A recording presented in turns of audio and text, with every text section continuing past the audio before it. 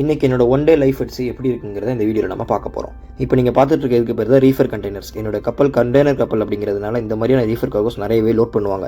என்னோட routine job என்ன அப்படின்னா, ஆஃப்டர் 8 டூல் பாக்ஸ் மீட்டிங்க்கு அப்புறம் இந்த மாதிரியான ரீஃபர் கண்டெய்னர்ஸை மானிட்டர் பண்ணுறது.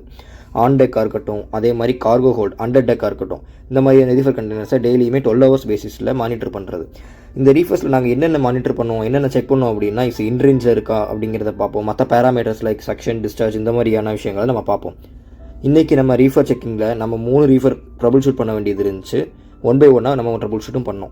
ஒவ்வொரு ரீஃபரையும் ட்ரபுள் ஷூட் பண்ணதுக்கப்புறம் அதோட டேட்டாஸை நம்ம நோட் பண்ணுவோம். எதுக்காக அப்படின்னா, at the end of the day we have to make a mall reef report.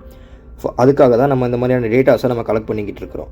After that refer rounds என்னோட அடுத்த ஒர்க் என்ன அப்படின்னா, இன்றைக்கி எங்கள் கப்பலில் இருக்கிற sea water central cooling pump number 2 அப்படிங்கிற அந்த ஒரு மெக்கானிசத்தில் இருக்கிற, அதாவது அந்த ஒரு மிஷினரியில் இருக்கிற இந்த கான்டாக்டர் சரியாக ஒர்க் ஆகலை.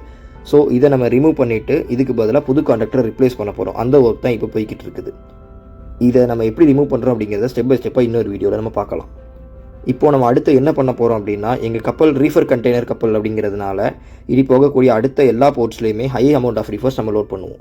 இப்போ நீங்கள் பார்த்துட்டு இருக்க இதுக்கு பேர் தான் பிக்டைல் 440 சாக்கெட்ஸ். இதில் தான் அந்த ரீஃபர் கண்டெய்னர்ஸை நாங்கள் கனெக்ட் பண்ணுவோம்.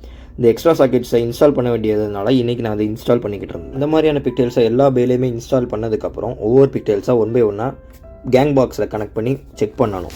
இன்கேஸ் எதுனா ப்ராப்ளம் இருந்துச்சு அப்படின்னா அதையும் நம்ம ட்ரபுள் ஷூட் பண்ணணும். இன்றைக்கி நமக்கு ஈவினிங் போட்டிருந்ததுனால நம்ம சீக்கிரமாகவே நம்மளை நாக் ஆஃப் பண்ணிக்க சொல்லிட்டாங்க.